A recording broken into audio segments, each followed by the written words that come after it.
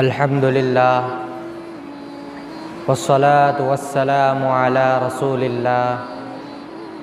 اما بعد فاعوذ باللہ من الشیطان الرجیم بسم اللہ الرحمن الرحیم ام کنتم شہداء اذ حضر یعقوب الموت اذ قال لبنیہ ما تعبدون من بعدی قالوا نعبد إلهك وإله آبائك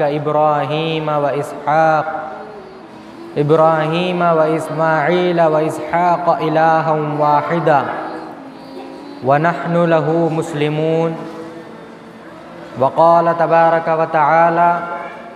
يا أيها الذين آمنوا قوا أنفسكم وأهليكم نارا وقودها الناس والحجارة أعدت للكافرين. صدق الله العلي العظيم. وقال رسول الله صلى الله عليه وسلم ما نحل والد ولدا من نحل أفضل من حسن أدب أو كما قال عليه الصلاة والسلام. وقال عليه الصلاة والسلام كل مولود يولد على الفطرة فأبواه يهودانه أو ينجسانه أو يشركانه أو كما قال عليه الصلاة والسلام. محترم حاضرین، اولاد اللہ رب العزت کی ایک بہت بڑی نعمت ہے،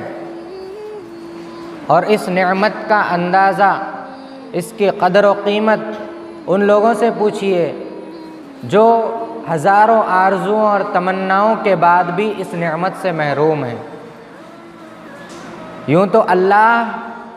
جسے چاہتے ہیں اولاد دیتے ہیں، جسے چاہتے ہیں اولاد نہیں دیتے، یہ اللہ کے اختیار میں ہے. لیکن اللہ تعالیٰ اس کے اندر بھی اللہ کی حکمتیں پوشیدہ ہیں. اللہ کسی کو اولاد دے کر آزماتے ہیں، کسی کو اولاد نہ دے کر آزماتے ہیں. جیسے اللہ مال دیتے ہیں تو آزماتے ہیں کہ بندہ اس مال کو میری رضا والے کاموں میں، میری خوشی کے کاموں میں خرچ کرتا ہے یا میری نافرمانی میں خرچ کرتا ہے. اسی طرح کسی کو مال نہ دے کر آزماتے ہیں کہ یہ مال و دولت کی کمی پر صبر کرتا ہے اور میرا شکر کرتا ہے یا ناشکری اور میری نافرمانی کرتا ہے. بالکل اسی طرح اللہ رب العزت اولاد دے کر بھی کسی کو آزماتے ہیں اور کسی کو اولاد کی نعمت سے محروم رکھ کے بھی آزماتے ہیں.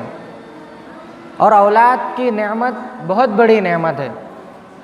اللہ رب العزت نے قرآن مجید میں حضرت یعقوب علیہ السلام کا واقعہ ذکر فرمایا اور اس کے ذریعے سے انسانیت کو اور مسلمانوں کو یہ پیغام دیا، یہ تعلیم دی کہ اولاد کی تربیت کی فکر کی جائے. جب حضرت یعقوب علیہ السلام کا ان کا وفات کا وقت قریب آیا تو آپ نے اپنے بیٹوں کو جمع کیا، اپنے 12 بیٹوں کو جمع کر کے ان سے کہا اذ حضر یعقوب الموت اذ قال لبنیہ ما تعبدون من بعدی. اے میرے بیٹو، میری وفات کے بعد تم کس کی عبادت کرو گے؟ یعنی اپنے گزرنے کے وقت میں ان کو اپنی اولاد کے ایمان و عقیدے کی، ان کے دین کی فکر پیدا ہوئی کہ میری زندگی میں تو میری اولاد دین اسلام پر چلتی رہی، اللہ رب العزت کی وحدانیت کی قائل رہی، لیکن کیا میری وفات کے بعد بھی اسی پر قائم رہے گی یا نہیں؟ تو انہوں نے اپنے بیٹوں کو جمع کر کے ان سے سوال کیا.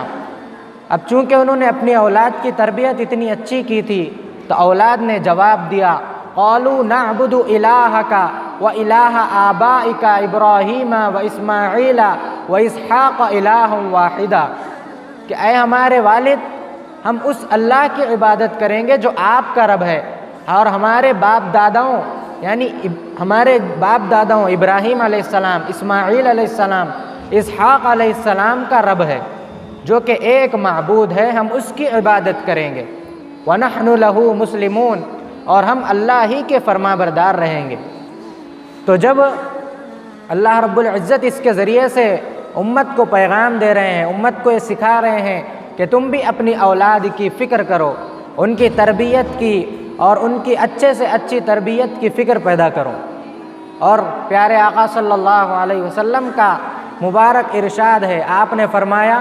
ما نحل والد ولدا من نحل افضل من حسن ادب، کہ کسی والد نے اپنی اولاد کو حسن ادب سکھانے سے زیادہ بڑا کوئی تحفہ نہیں دیا۔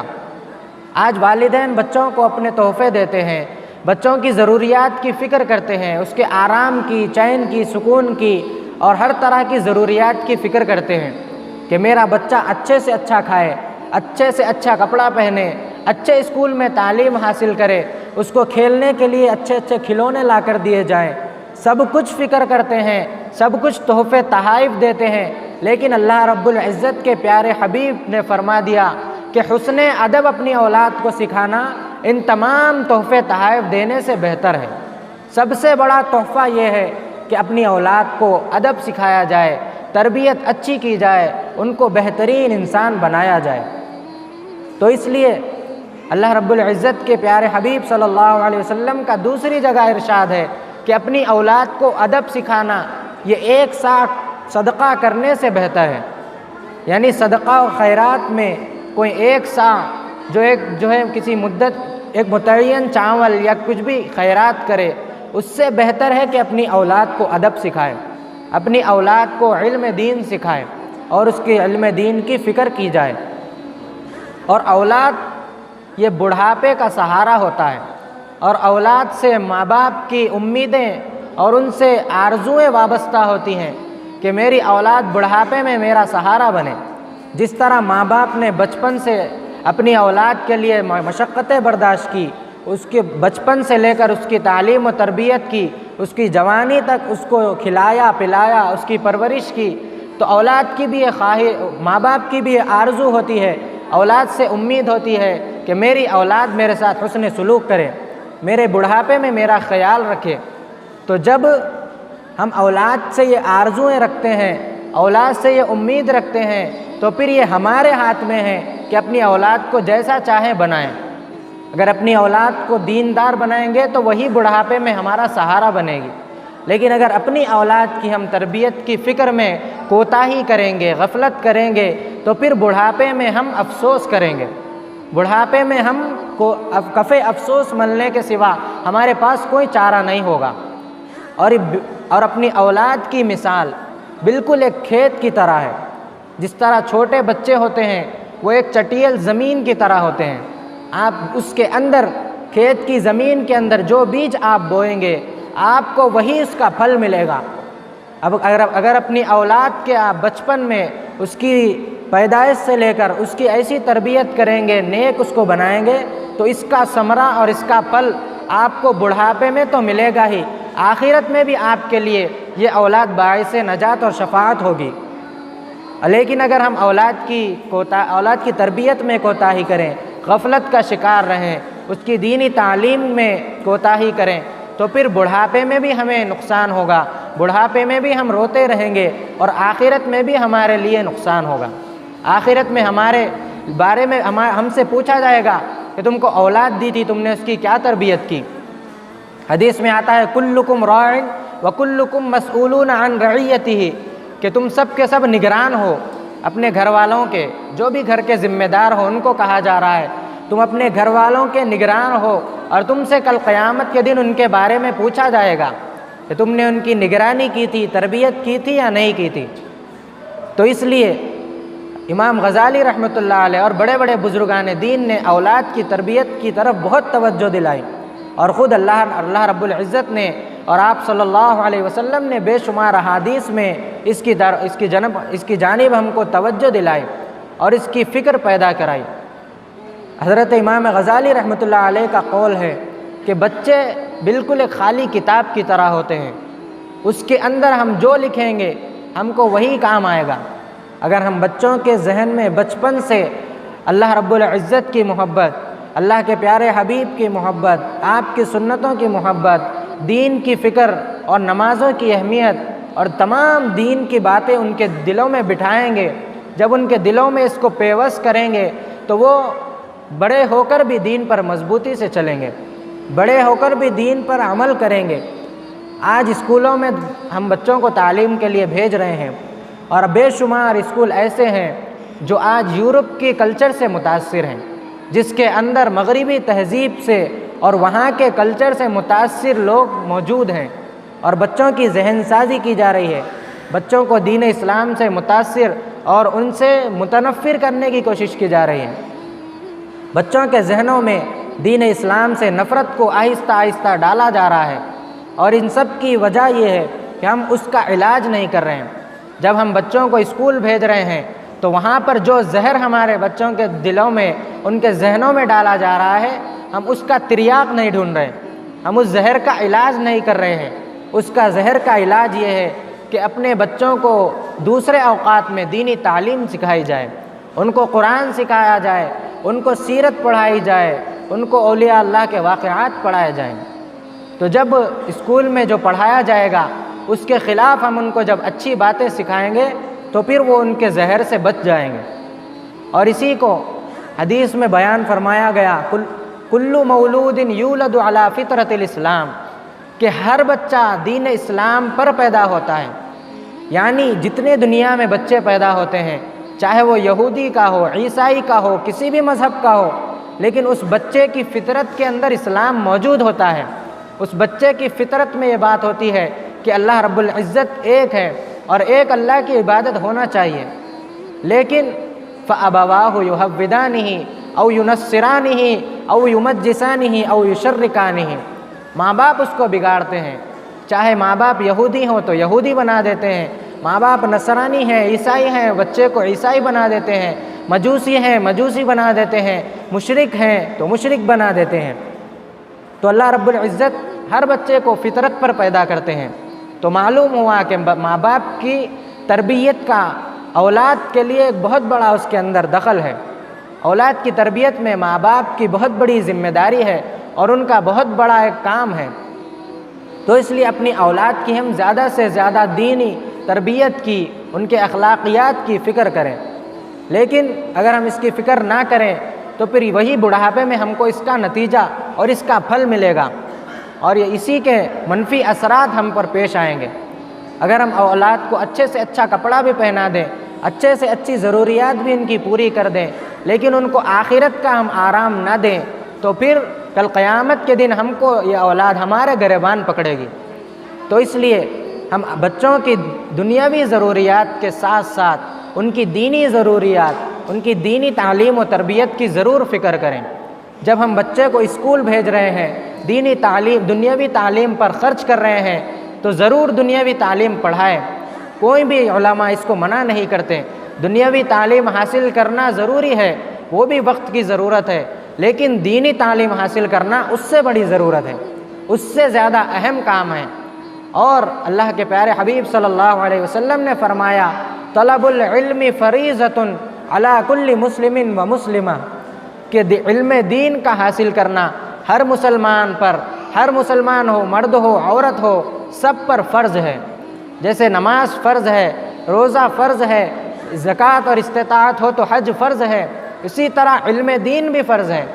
کیونکہ جب علم دین ہی نہیں ہوگا تو نماز کیسے پڑھیں گے، طہارت کیسے حاصل کریں گے، روزہ ہم کیسے درست طریقے سے رکھیں گے، حج کے ارکان اگر ادا کرنا ہو تو کیسے ادا کریں۔